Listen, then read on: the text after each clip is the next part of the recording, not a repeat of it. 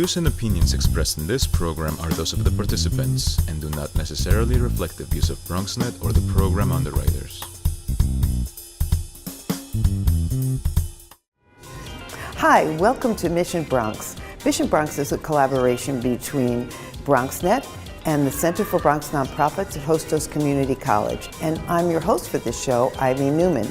Today we're going to be visiting a very special place here in the Bronx, the Bronx Documentary Center. We're going to be meeting with the executive director who started the program and talking to some of the people working here and some of the students taking advantage of this wonderful opportunity to learn about photography and filmmaking and seeing different worlds. So come with me into the world of Bronx Documentary Center.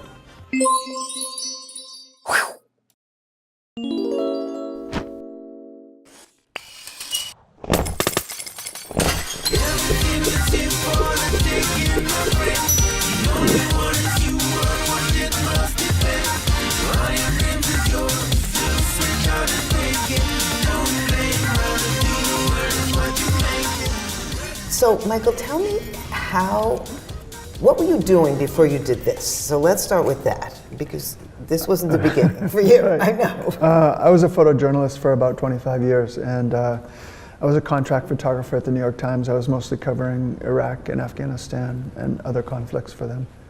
And so what made you decide, I don't want to do that? I mean, I can understand what would make you decide not to do that anymore, but what made you decide this and come here, and how did that journey? I'd been living in the Bronx off and on for a lot of years, and I moved here originally in the 1980s and just had a lot of history here. I loved the Bronx, and I wanted to come back to New York, and the Bronx was the only place that I really wanted to be. You know, had the sense of community that was important to me, and I wanted to teach and sort of, you know, I have this love obviously for journalism and for documenting, you know, important events, historical events, political events, etc. And I wanted to find a way to teach that to kids. And it was something I worked on with a friend of mine, the idea, my friend Tim Hetherington, and we talked about this for years and kind of planned this place out where we could work with kids. And Tim was killed in Libya in 2011, so a bunch of friends got together, volunteers, and we started this. I don't think I ever realized that he was going to do this with you. I know that there's been a conversation, so somehow that energy is here. So I remember when I first met you, this was not an easy start. Right. I mean, it was basically an abandoned building. You know, it had. I'd gotten the building, you know, purchased the building from the city, but I mean, there was no floor here. There was no electricity. I mean, it was really very bare bones. So. Did you know how to do all that stuff, or? Yeah, I had worked as a carpenter for many years. Okay. Yeah, I worked. That was my background actually before I was a photographer. So I'd done a lot of construction work, so I knew how to build stuff, which was helpful. And you know, I knew what we wanted to do. We wanted to do exhibitions. We wanted to show movies, and you know, we wanted to do education for kids. And so we started doing that. You know, we didn't have a budget. We didn't have any money, but we had lots of volunteers, and we just started doing it. We bought a projector and started doing things, and people came immediately, right away. So. Yeah, that's what I remember being here at a screening a while ago, and it was so at the beginning, or the beginning when I first started knowing about you, and I remember people being at the door and they couldn't get in. Right. Yeah. When we first, before we opened, we did a meeting with, you know, some arts professionals, and they said it's not going to work. Yeah. They said you're not going to be able to do this in the Bronx. Nobody's going to come. Yeah. And right from the beginning, people came. People are hungry for that. Hungry for it, absolutely, absolutely. And so, what are the age of the kids that you're working with? We've got 2 middle school classes and 2 high school classes, so basically 12 to 18 years old. Okay. And we have a number of 19 and 20-year-olds who've graduated from our program, and they're now teaching with us, working with us. So we're hiring a lot of our students as they graduate, which is great. Which is a terrific model. And I know that when we were talking to Tony, he was talking about being mentored and that you, Right. so it's also professional development for them. It's getting them ready. A lot. We have a lot of young photographers that are starting to work, you know, getting assignments from the New York Times, the Wall Street Journal, the Daily News, etc. And we're That's also fabulous. Yeah. Wow. Yeah. We've also started, we're doing a lot of college prep, which we never conceived of originally.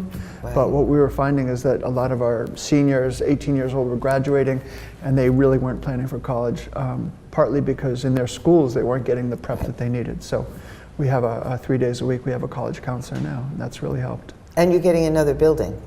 Yeah, we're expanding into a building across the street. So we're just finishing a 14 and larger dark room.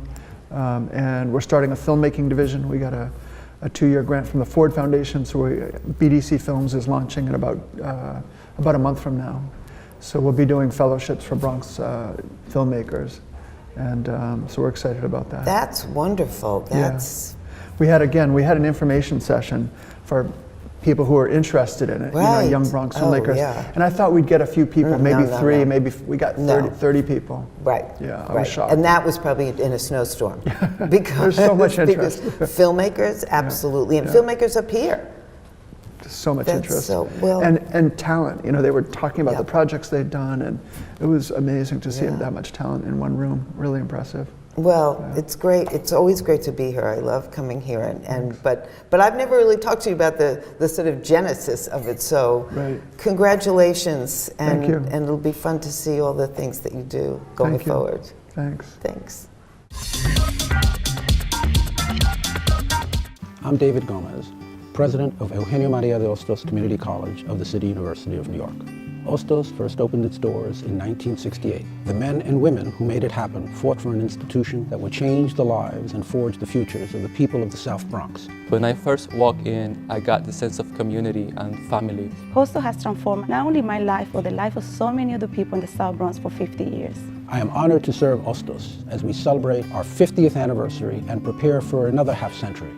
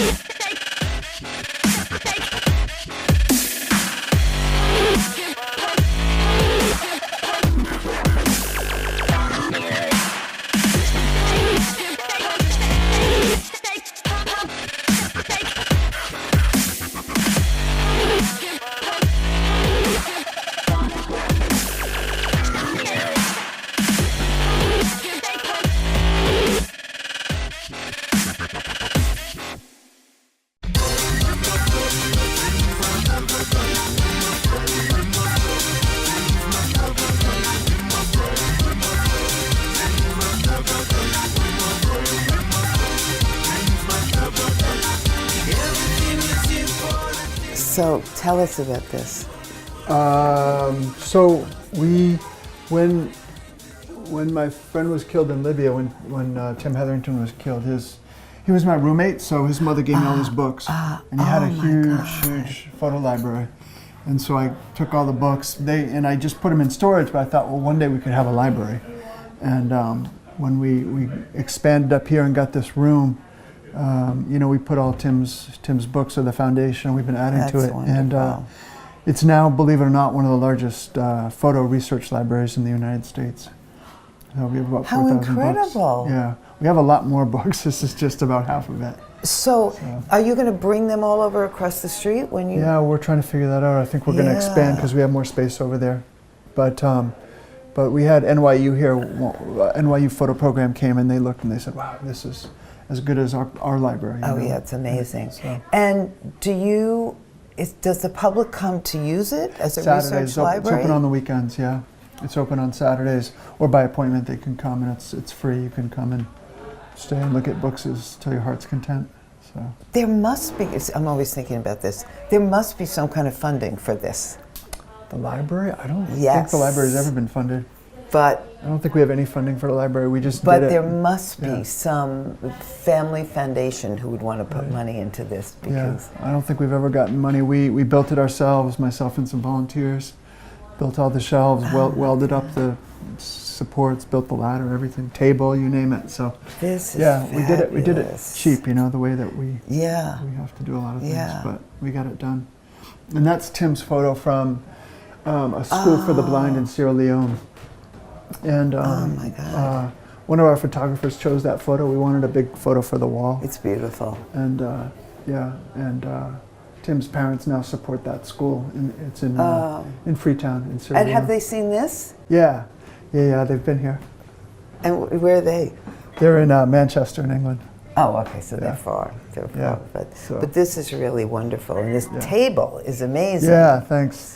But I can imagine this bigger. It needs to be bigger because So sometimes now it's packed. Sometimes we'll have, 15, 18 students in here. It's just too. We've grown so much. We started out with Yeah. 7 students, and now we have more than 50. So we just need more space. But this is I remember the first time I saw it, it's such a hidden away place, Right. this room. And I Yeah. remember walking in and thinking, wow, Yeah. this is just Yeah, it is. phenomenal. It is. So That's Tim's helmet from Afghanistan that he Oh wore in my God. Afghanistan, and so we have a lot of his stuff here. yeah. Then it's almost all photo books, but we also have like his books on political science and history, and he lived in West Africa, so there's a lot of books on West remember that, Africa. yeah. So, yeah, How we got long lots of- ago was that? It was He was killed in 2011. 2011, yeah. Yeah. Yeah, you mentioned it. So. Yeah, so Well, this is an amazing memorial. yeah, thanks. Our kids But a love it. living Yeah, memorial, but it's our a kids living love it. memorial, and it's Yeah. great because everything you talked about with him, you both wanted to work with kids and wanting to do something like this, and Right. then this is part of it. It is. So It is. We had Eli Reed came, great photographer. He came last week. We also have an artist in residence bedroom for photographers. oh, I remember. Yeah. Yeah. And he was here last week, so these books arrived today. He sent us these books to add to the library. Oh, these are He's a really great photographer. He's the first African-American photographer at Magnum Photos. He's been there for 30 years. He's just got incredible work. And this is amazing. yeah, these are expensive out-of-print books, Right, so, right, so, right. it's nice that people can come And see something they would never be able to find. every book is its own world. Every book is an experience and an education. Yeah, So. this is wonderful. The black and white. I love that high contrast. So. Yeah. This is pre-digital, so it's Yeah, all film. yeah, that's a whole different. Yeah, but we have a lot of visiting photographers who come and stay. Which is also terrific that you give them a space. Yeah, exactly. That's yeah. who does that? They can come and stay for free and work. They've got a bedroom, and the only thing we ask is that they do a workshop with our kids. You know? Yeah. So they'll teach a class, or they'll do something like what Jun Lee is going to do today, where he'll do a walkthrough. Yeah. Explain the work. Yeah. Yeah. And so our students are getting access to photographers from all over the world, and seeing all kinds of new work. I mean, in the past few months, we had photographers from Mexico, from Holland, from India. That's just recently. So our students get to meet those folks and see what they're doing. I can't tell you how many people I know who would love to be that age again and be able to Right. do this. Yeah. I have a list of people who would Yeah. love, No, because it's cool. it's hard to get that Right. have that kind of experience. But Yeah. well, double thank you for Sure. bringing us up here too, because I always feel like this is the Sure. sort of magical place. Yeah. So Yeah. thanks. My pleasure. I'll never forget the day our landlord called and said, "Read your lease. No pets allowed." My owner tells him my dog ate the lease, but that didn't work. And now I'm stuck in a shelter. But this pit bull is ready for a new crib. I'm loving, loyal, and play well with others. So don't be intimidated by all my muscles, because the biggest one I have is my heart. That's right, I said it.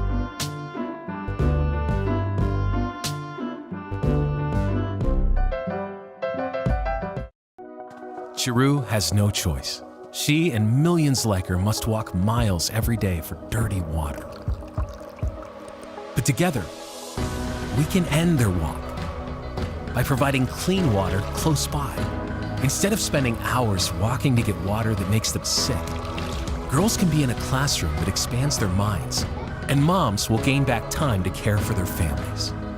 sons and daughters can grow up strong, finally free of sicknesses caused by dirty water. At World Vision, care about clean water runs deep.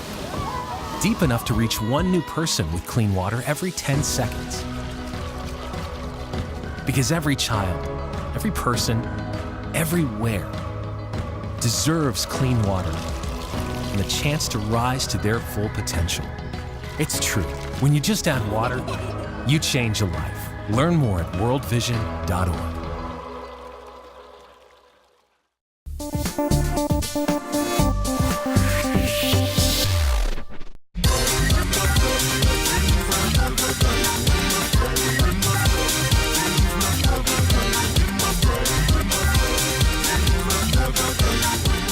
So what do you do here? I think you do things from both ends of the life spectrum. So.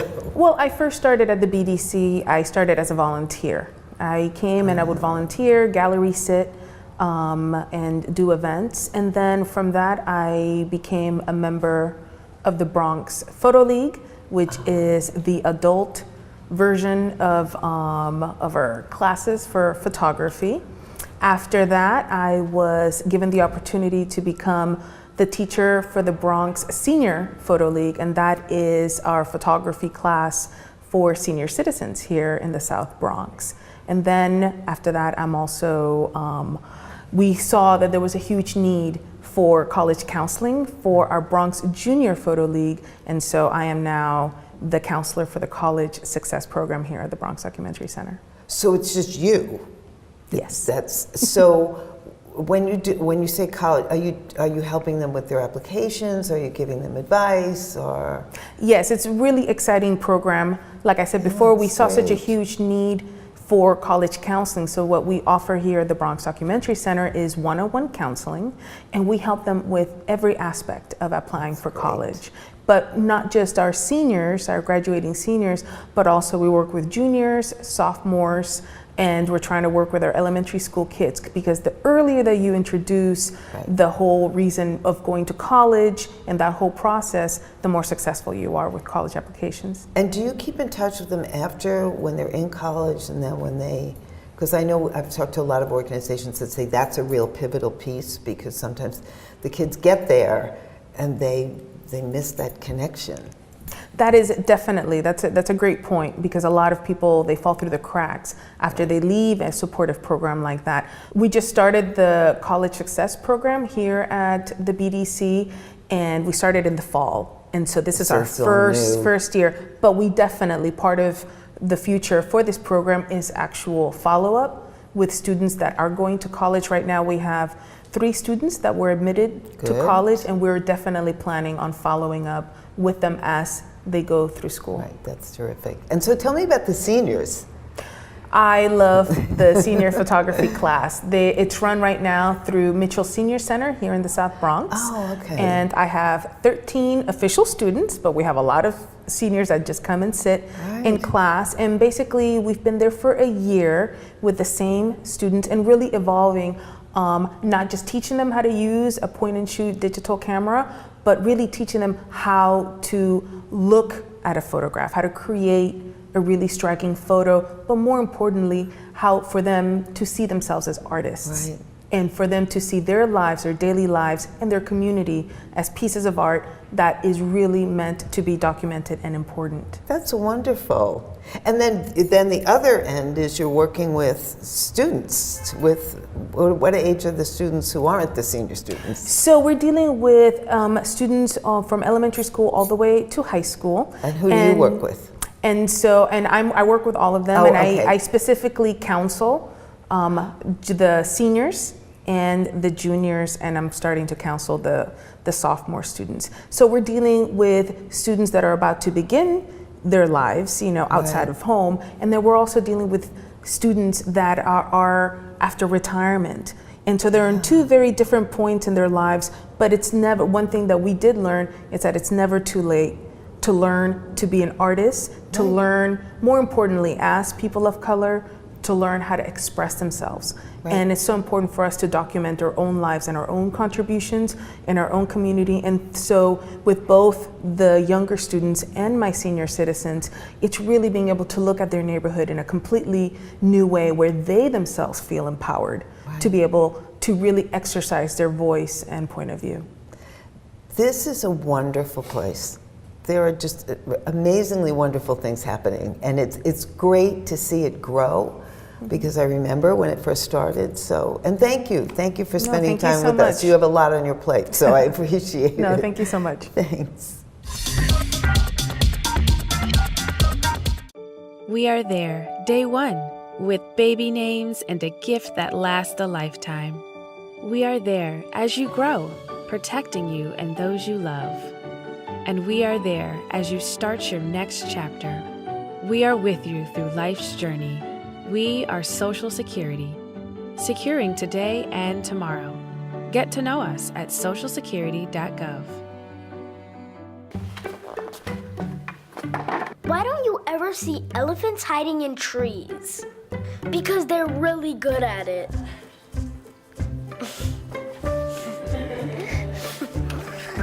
Yeah, I get it.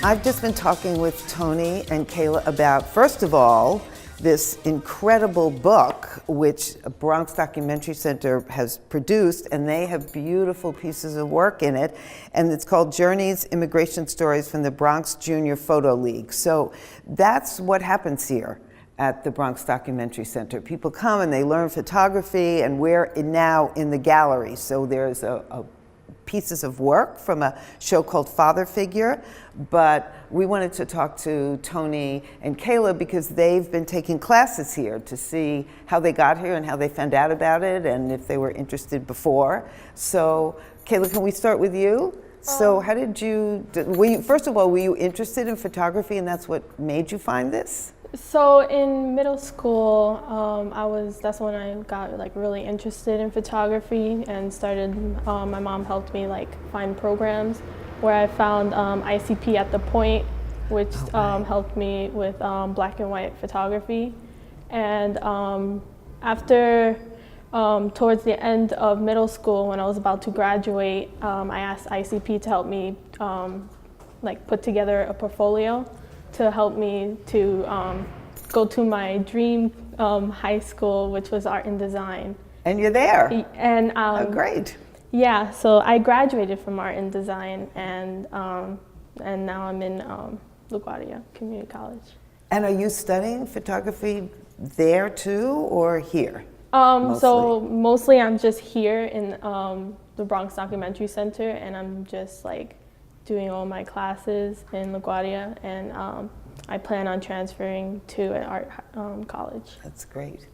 Yeah. And Tony, you tell everybody what you told me you wanted to do, and you were so sure that you were going to do it that I'm totally sure you're going to do it. My mother would ask me what I was going to do for a living, and I'd always tell her, photojournalist for the New York Times, and then she'd yell at me for half an hour. And what did she think now? She still yells at me. But you keep going. Yeah, well, photography for me has been like one of the kind of main things that has kept me going, you know. It's the only thing I'm kind of really good at, and I love, you know, I like it a lot. I'm able to talk about certain things that I wouldn't normally talk about, or I wouldn't know the words to kind of explain it correctly. So how did you discover this place? Well, like Kayla, I also did ICP at the Point. Oh, okay. I did that for 3 semesters, and one trip was here to the BBC, where I saw Javier Ortiz's work, I think. We All We Got, and that kind of, we talked about like community and identity, and that's kind of what my work deals with a lot. So your next step is to both of you have the same sort of next step, to find an art school where you can learn more and then eventually get the jobs that your dream job after your dream school. But so you've been going out on shoots though, right, Tony? Haven't you said that you've been shooting with photographers who are more experienced? The BDC got me a mentorship with Todd Heisler, and this morning we photographed the walkouts in East Harlem, the Manhattan Center of Science and Mathematics. And what about you, Kayla? Have you been doing photography in addition to going to school and everything else? So mainly it's like coming here, and I also work here. So it's like helping the middle school class that I teach, like photography. I'm trying to like start projects on my own because I should challenge myself if I want to go to the college that Good for you. So I'm going to ask both of you, what's your most favorite thing to photograph? If you have a favorite, or something that you did photograph that you thought, I love doing this. This is the kind of work I want to do. So when I started, it was always taking pictures of like trees and flowers, and I still do that, but I like to try to take more environmental and try approach, do portraits and stuff, which I have a difficulty doing, but I want to like try doing that. Good for you. And Tony, what about you? Family for me has been a very important subject throughout my life. I've kind of always been denied my family in Mexico, who I didn't even know about. In February of last year is when I went to Mexico for the first time and really kind of understood what family meant in a very odd way. And for me, I'm kind of pursuing a project about that, a very long-term project for me. And so it would deal with what it means to be a Mexican, because I've always been criticized for being Mexican or not Mexican enough. And on top of that, this kind of lack of family relationships that I have, I'm trying to piece together with my photos. And so is that the subject in this book? Are your photographs about family? That is immigration stories. And so that's like another project we did. So it's a different one. So okay, but I could talk to you two for a long time, and I want to see all of your pictures, but we're not going to have the time. But I want to thank you so much for spending the time talking to me, because I know you're busy. And good luck. Thank you. Thanks. So that's all we have time for today. Hope you enjoyed this visit to Bronx Documentary Center. And if you've missed any part of the show or any other shows, just go to bronxnet.org and look for Mission Bronx. And don't forget to tune in next month when we take another trip to one of our wonderful nonprofits in the Bronx.